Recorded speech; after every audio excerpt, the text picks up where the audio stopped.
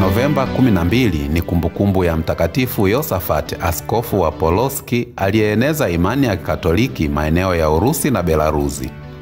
Kwa shauku ya kutafuta umoja wa Kristo, alileta watu wa kanisa la Orthodox kwenye imani Katoliki.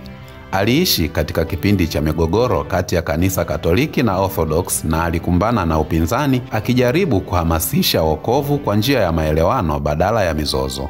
Siku moja alipokuwa akihubiri, alikamatwa na kundi la waumini wa Orthodox waliopinga juhudi zake za kuleta umoja kati ya makanisa. Aliuawa kwa kupigwa visu na mwili wake kuchomwa. Kifo chake ni kielelezo thabiti katika imani na upendo wa Kristo. Anatufundisha kuwa njia nzuri ya kuhamasisha wokovu ni kwa maelewano na sio mizozo, kwani ni kinyume na upendo.